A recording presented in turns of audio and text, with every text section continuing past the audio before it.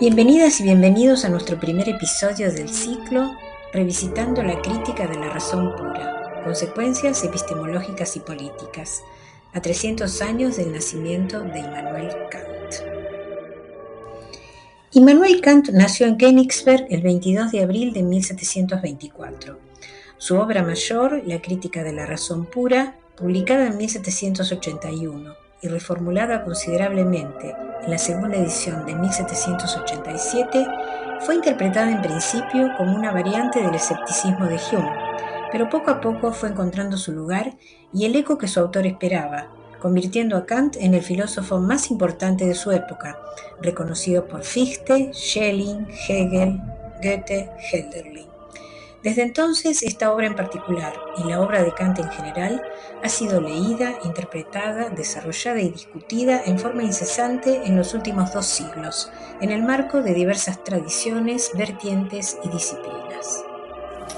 Este año se cumplen 300 años del nacimiento del autor de una de las obras que ha marcado la reflexión teórica de filósofos, filósofas, profesoras y profesores de filosofía, estudiantes y simpatizantes de nuestra disciplina.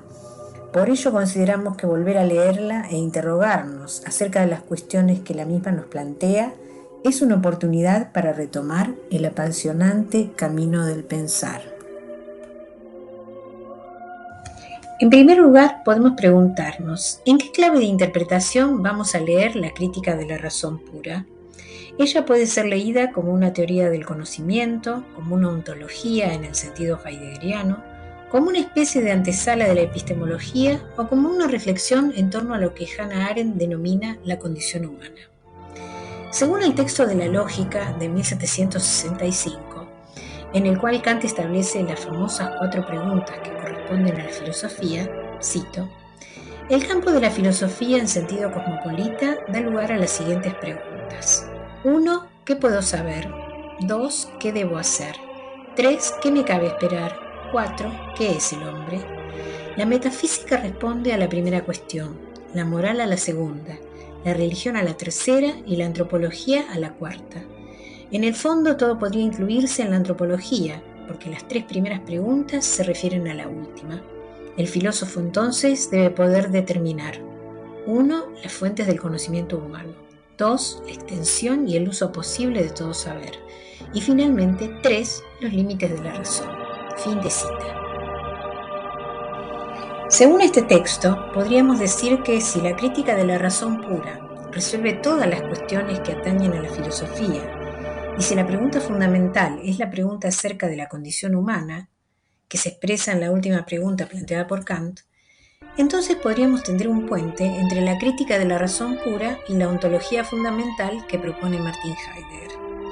Y esto en la medida en que en la crítica de la razón pura se establecen las condiciones de posibilidad del objeto de la experiencia científica, o sea, del modo de ser propio del objeto del conocimiento científico, y al mismo tiempo se establecen reglas que la razón humana debe cumplir para construir al objeto de esa experiencia.